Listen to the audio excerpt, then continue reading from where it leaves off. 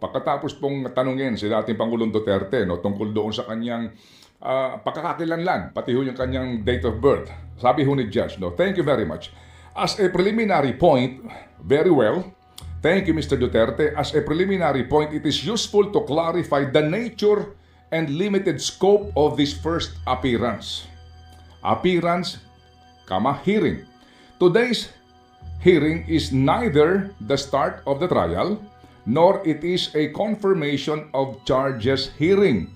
During today's hearing, no evidence will be collected or presented, and the issues of Mr. Duterte's guilt or innocence will therefore not be addressed. So, klaro yon. Sinasabi po, sa wikang Pilipino, anong ibig sabihin? Ang ibig sabihin yan, hindi pa po simula ng trial, hindi pa magpe-presenta ng mga ebidensya, hindi pa rin natin pag-uusapan kung may yung confirmation of charges, yun nga pong pagsusuri, kung may sapat na ebidensya para ituloy ito pong paglilitis laban sa dating Pangulong Duterte. Dahil yan po ay isinet on a different date. Mga kapatid, ang binabanggit po dito ni Judge Motok, sabi niya rito, no?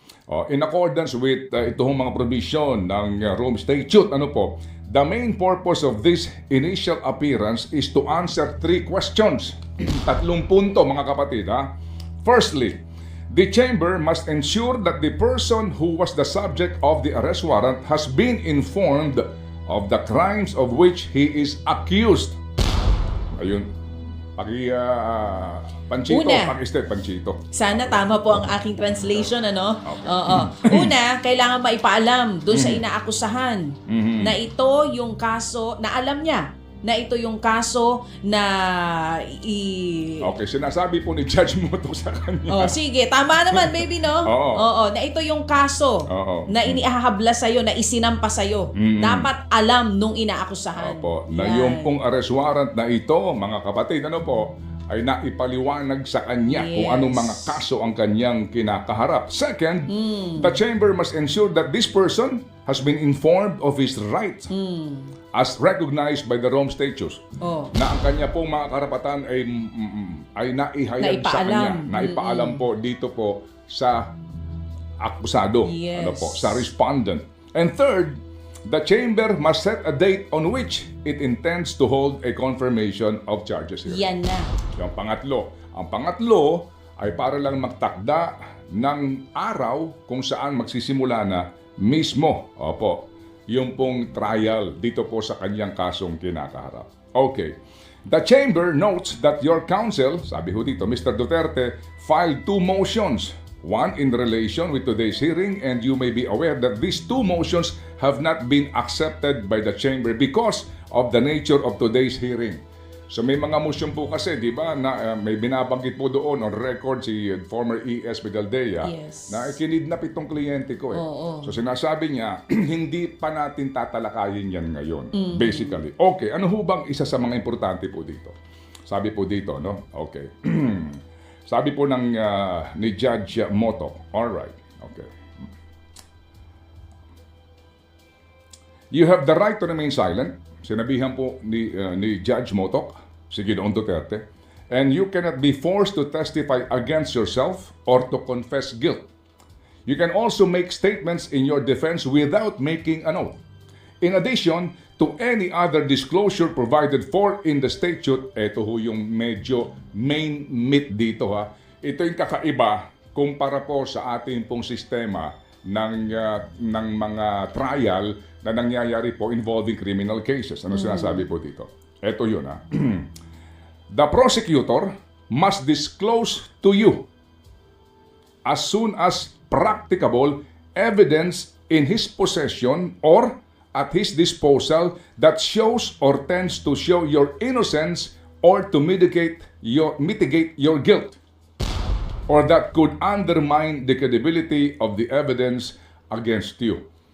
Abay, sa kanila pong panuntunan doon, obligado ang prosecutor na ibigay ang lahat ng hawak niyang ebidensya laban sa inaakusahan, ebidensya, maging yung ebidensya na maaring magpapawalang sala sa kanya. Napakaklaro po ng mga salitang ginamit dito ni Judge Motok. At the confirmation of charges hearing, you can contest the charges challenge the evidence presented by the prosecutor and present evidence. There will be no trial if the charges are not confirmed or if the proceedings against you are completed. You have the possibility to make an application for interim release pending trial. Yung sinasabi ko kanina. So basically po, mamaya hingi tayo po ng ilang pang mga paliwanag doon sa prosesong dadaanan nito.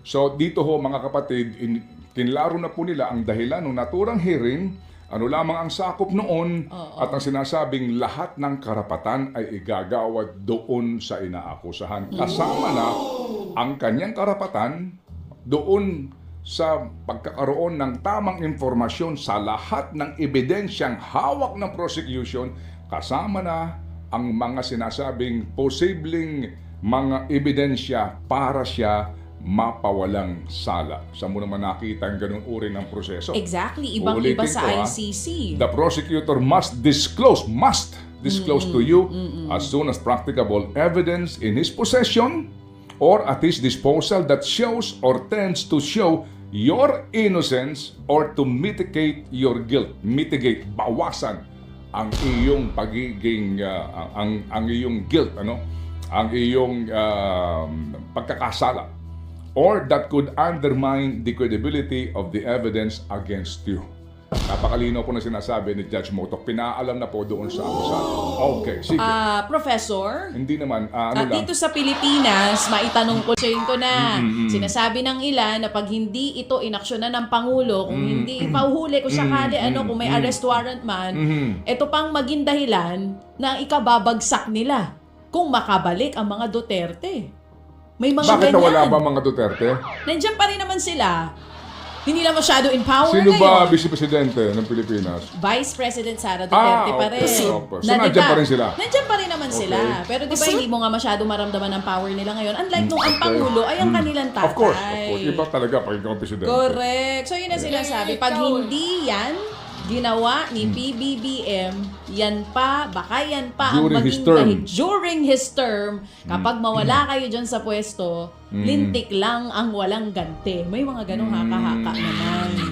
At may sinasabi din nga siguro yung iba... Baka tutuhanin ni VP Sara sinasabi niya. Oo. Baka ipahukay talaga. Hindi, yung sinasabi din nga ng iba na total naman, kinakantsawan ka na weak leader, patunayan mo dito na hindi ka weak leader. Yan, isa pa yan. Unahan mo na kagad ako, hindi pa ako tapos eh. Correct. Pinatapos Sige, kita eh. Pero patuloy mo lang ng konti sa gitna. Baka maputol tayong dalawa. Dalawa na tayong content. O sige. Oo.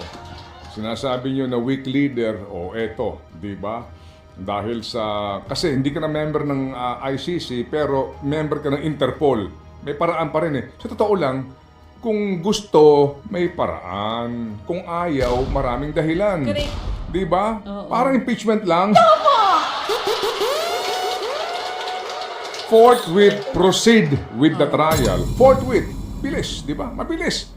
Agad-agad, immediately. Pero hindi iba ang dahilan. Di ba? Within reasonable time. So talaga, ba't tayo napunta dyan? Napunta Ito muna. na tayo doon. Dumami sila ulit, Sabi ko sa'yo Ang eh. tamang oras ngayon, ay tinanggal yung 3 empleyado ng Office of Transportation Security na umano'y nasangkot dito sa quote, tanimbala unquote. Kasi nga po, hindi rin po natin alam nga talaga kung meron bang tinaniman ng bala. Kasi yung pong lumantad at nagreklamo nga na stress na senior, 69 kasama yung years kanyang old. anak, sinasabi na hinahanapan sila nung basyo ng bala daw. Basyo, Correct. di ba sinasabi? Oo. Basyo. Wala naman nakita. At wala din tayo nakita, di ba? Meron bang inilabas na na picture o x-ray na may bala talaga? Opo. May pinakita na X-ray na picture ng X-ray yung mga empleyado. Pero dun sa picture hindi rin malinaw kung bala ba'y nandun eh. Hindi, In-upload din ito nung ginang Okay, mismo. sige. Opo. Kasi nga po, itong isyong ito, patay na to eh. Di ba? Tanimbala. Itong isyong ito at ang mga Duterte supporters talaga namang ipinapanganandakan niya na si Tatay Digong lang ang nakapatigil daw niyan, di ba? Hindi ho naman natin may tatanggi yon, right? Opo, natigil yan. Yan tanimbala na yan. Kaya nga po dati, lumakas ang negosyo noong rap sa airport, di ba? Hoy, totoo po yun Yung Yung, irarap mo yung iyong Para ka bagahe. masigurado, anti-tanimbala Opo, ibabalot mo ng plastic. Pahirapan mo yung sarili mo, nagbakasyon ka para hindi ka ma-stress, pero bago ka pa lumabas ng bansa, na-stress ka na. Kinakabahan ka, di ba? Kinakabahan ka na baka mabiktima ka. So, nung panahon na yun, para di mabiktima ang mga tao, binabalot po nila. Di ba? Nang matindi. Meron dong provider noon. Yes. May corner doon. Yes. Na para maging secured ka rin sa mga tampering sa iyong bagahe. Parang nakaka-insulto, di ba? pag may airport na gano'n, parang nakaka-insulto naman ito. Oo, sinasabi kasi dito Sige, sa balitang anyway. to, yung kay Miss Adele. Ang pangalan nito si Miss Ruth Adele, 69 years old. Nag-post po siya sa social media. Sinasabi ng 3 security officer na pumunta sa kanya na meron daw nakita sa x-ray scanner na bullet shell sa kanya pong bagahe. Bawal ba rin ang possession ng basyo ng bala? Doon sa I have to refresh itong aking kaalaman dito sa itong sa firearms and explosives comprehensive law na ito, no?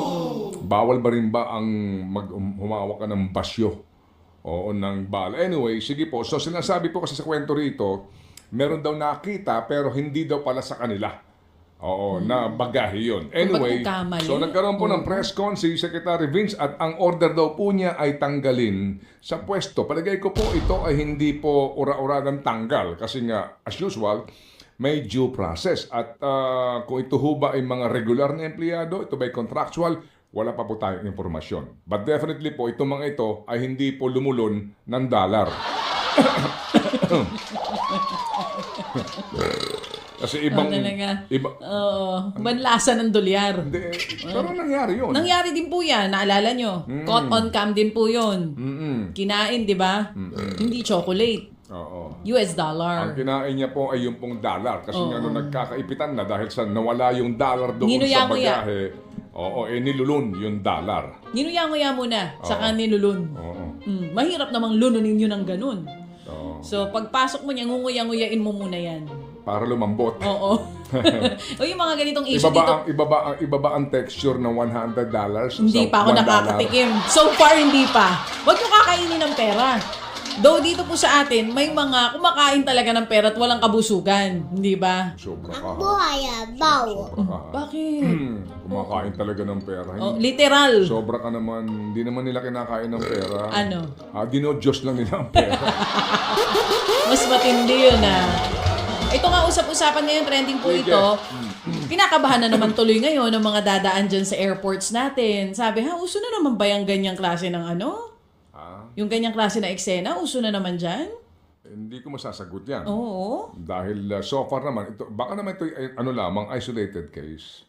Oo. Always isolated Anyway, case. so ang